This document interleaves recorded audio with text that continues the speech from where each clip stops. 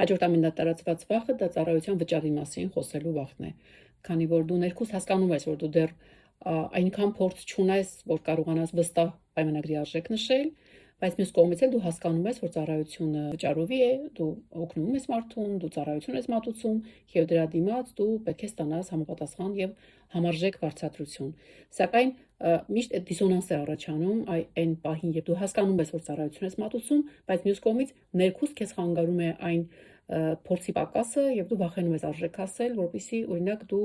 քո վստահորդին չկորցնես կամ այդ պայմանագիրը չկնքվելու վախից դու սկսում ես կամ շատ մատչելի արժեք նշել կամ լրիվ անվճար անել եւ փորձել այդ կերպ հաղթահարել եւ քիչ թե շատ փորձ ձեռք բերել։ Ես ինքս եմ անցել այդ ճանապարհով, ինքս էլ բազմաթիվ գործեր սկզբում անվճար կամ շատ սիմվոլիկ արժեքներով եմ վերցրել եւ վարել եւ տարիներով այդ գործերը վարել եմ եւ հետագայում ամեն անգամ երբ ավելի ու ավելի ինքնավստահ ես դառնում, ավելի ինքնավստահ ես արժեք նշում։ Վտանգավոր վախերից մեկը դա վստահորդին կորցնելու վախն է։ Լինում են իրավիճակներ, երբ դու նոր ես սկսում քո մասնագիտական ճանապարհը եւ դիմացի կողմը, օրինակ քո պաշտպանյալը կամ քո վստահորդը, հասկանալով որ դու դեռ միայն սկսնակ ես, փորձում է շատ բան բերել, շատ գործ բերել, մտցնել այդ պայմանագրի մեջ, քան իրականում օրինակ նախատեսել էիք։ Չարաշահում է քո ժամանակը, չարաշահում է քո համբերությունը, պնդում է այնպիսի բաներ, որ չի մտնում դա քո ծառայության մեջ, սակայն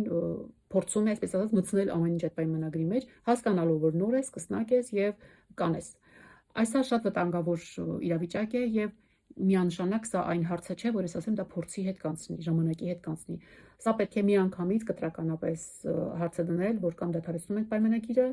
կամ անում ենք այնպես, ինչպես ի սկզբանե որոշվել է։ Այսինքն գծել այն սահմանները, որպեսզի քո վստահորդը կամ քո պաշտպանյալը չանցնի դա, միայն թե դու չկորցնես իրեն։ Այս վախը շատ ամենավտանգավոր վախերից մեկն է, ինչպես ես միշտ նշում եմ, եւ պետք է այս վախը միանգամից անցնել։ Թույլ չտալ, որպեսզի դուք որպես փաստաբան այրվեք կամ ինքնագնահատականի վրա ձեր ազդի։ Հաջորդ վախը դա մարդկանց ցավի, մարդկանց էմոցիաների, երբեմն նաև մարդկանց նեգատիվի հետ աշխատելու վախն է։ Չէ՞ որ մեզ դիմում են մարդիկ, ովքեր ինչ որ վեճեր ունեն, ինչ որ խնդիրներ ունեն, այսինքն այնպիսի իրավիճակներում են մարդիկ մեզ դիմում, որ իրենք գտնվում են քիչ թե շատ հուզված, հոգեպես ոչ կայուն, նյարդայնացած, լարված վիճակում։ Դա նորմալ է, երբ դու կասկածում ես, թե արդյոք դու ունես այն էմոցիոնալ ինտելեկտը, որպեսզի կարողանաս աշխատել մարդկանց հետ, ովքեր խնդիր ունեն, ովքեր վեճի մեջ են, ովքեր օրինակ դատապարտվում են, եւ արդյոք դու ի վիճակի ես էմոցիոնալ տեսանկյունից տանել, կրել այդ բեռը։ Այս վախը եւս լինում է, սակայն սա եւս տարիների եւ փորձի ձեռքբերման ընթացքում քիչ-քիչ անցնում է։